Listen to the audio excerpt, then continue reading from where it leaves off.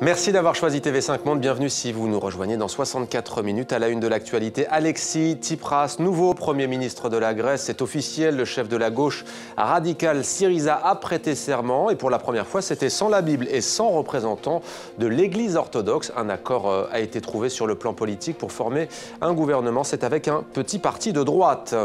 Alerte à la tempête de neige dans l'est et le nord-est des États-Unis. 50 millions de personnes pourraient être affectées par ces intempéries. À New York, les habitants se ruent sur les magasins pour faire des provisions. Selon le maire de la ville, Bill de Blasio, il pourrait tomber de 60 à 90 cm de neige. C'est lundi et mardi. Et puis 500 mineurs bloqués dans une mine de charbon de Donetsk dans l'est de l'Ukraine à cause d'une coupure d'électricité provoquée par des bombardements. Les ouvriers ont commencé à sortir d'eux-mêmes, faute de présence de secours. Côté politique, on retiendra cette phrase de Vladimir Poutine: l'armée ukrainienne est une légion de l'OTAN. Et puis cette information qui vient de nous parvenir, un crash en Espagne, accident aérien qui a fait 10 morts et 13 blessés. Il s'agit d'un appareil militaire, un F-16 grec. Pas plus de précision pour l'instant, on y reviendra dans nos prochaines éditions. Nous sommes ensemble depuis un peu plus d'une heure. Voici l'essentiel de 64 minutes préparé par Rémi Vincent et Frédéric Racineau. Je servirai toujours la Grèce et l'intérêt du peuple grec. Quel avenir pour la dette grecque? Le nouveau Premier ministre a déjà été officiellement investi tout à l'heure.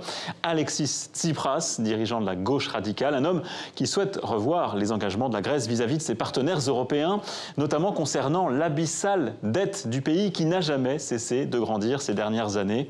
Un sac à dos rempli de documents pour tout bagage et 25 $ en poche.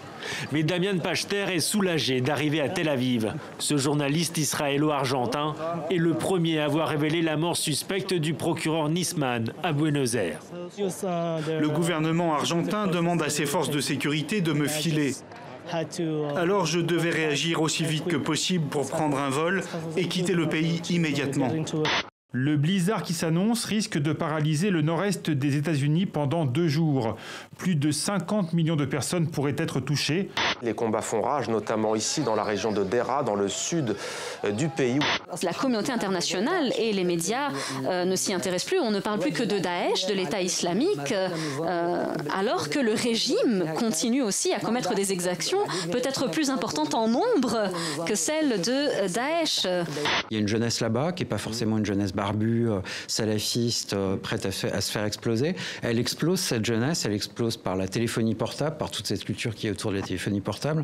Elle explose par plein de projets culturels.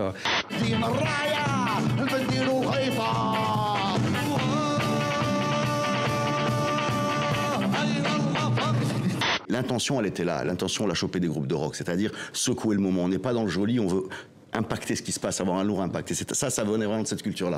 Quand je t'aime, j'ai l'impression d'être un roi, un chevalier d'autrefois, le seul homme sur la terre.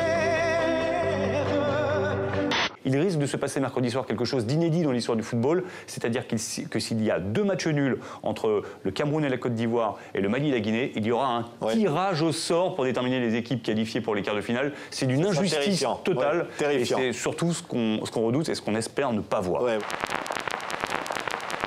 Et avant de refermer ce journal, la toute première image qui nous parvient de cet accident, de ce crash survenu en Espagne. Il s'agit d'un avion militaire grec, un F-16 appartenant à l'OTAN, l'organisation de l'Alliance Atlantique. Il y a 10 morts, 13 blessés. Toutes les victimes, les 10 morts en tout cas, font partie de l'OTAN. On y revient dans nos prochaines éditions. C'était 64 minutes. Merci de nous avoir suivis. À demain sur TV5 Monde.